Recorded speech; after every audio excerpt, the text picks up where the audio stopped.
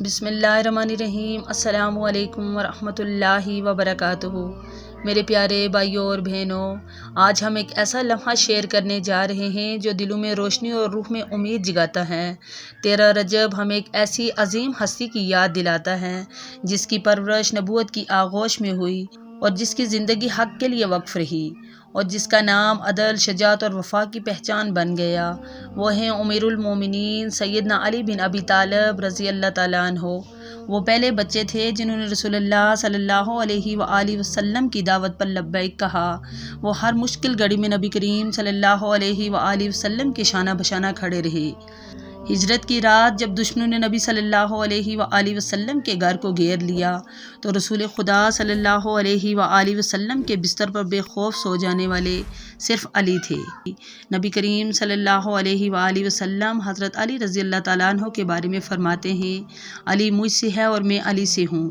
اب ذرا اس دن کو یاد کیجئے جب خیبر کا قلعہ غرور اور طاقت کی علامت بنا کھڑا تھا۔ کئی دن گزر چکے تھے مگر قلعہ فتح نہ ہو سکا تھا۔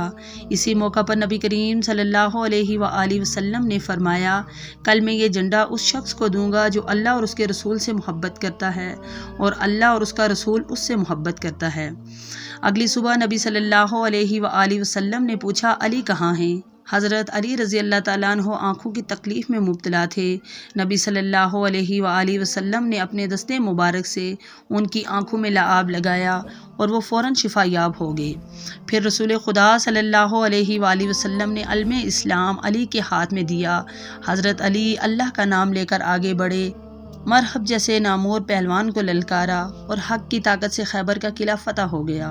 یہ صرف قلعے کی فتح نہیں تھی، یہ ایمان کی فتح تھی، یہ یقین کی فتح تھی۔ خیبر نے گواہی دی کہ جب علی میدان میں اترتے ہیں تو فتح حق کی ہوتی ہے۔ نبی کریم صلی اللہ علیہ وآلہ وسلم نے حضرت علی سے فرمایا، اے علی، تمہیں مجھ سے وہی نسبت ہے جو ہارون کو موسیٰ سے تھی، سوائے اس کے کہ میرے بعد کوئی نبی نہیں۔ حضرت علی رضی اللہ تعالیٰ عنہ میدان میں شیر خدا تھے اور رات کے سناٹے میں سجدوں میں رونے والے بندے۔ ان کی خلافت طاقت کا نہیں بلکہ عدل کا دور تھی، جہاں خلیفہ اور عام آدمی قانون کے سامنے برابر تھے۔ 13 رجب ہمیں یہ سکھاتا ہے کہ علی سے محبت صرف لفظوں سے نہیں بلکہ کردار سے ثابت ہوتی ہے۔ اگر ہم علی کے ماننے والے ہیں تو ہمیں علی کا انصاف، علی کا صبر اور علی کی سچائی اپنانی ہوگی۔ اللہ تعالیٰ ہمیں حضرت علی رضی اللہ تعالیٰ عنہ کی سیرت پر چلنے اور حق کے ساتھ کھڑا رہنے کی توفیق عطا فرمائے، آمین یا رب العالمین۔ اگر یہ بیان آپ کے دل کو اچھا لگا ہو تو ویڈیو کو لائک کریں، ہمارے چینل کو سبسکرائب کریں اور اس پیغام کو دوسروں تک ضرور پہنچائیں، کیونکہ ذکر الہی ہمیں حق کے قریب لے جاتا ہے۔ جزاکم اللہ خیر، والسلام علیکم ورحمۃ اللہ وبرکاتہ۔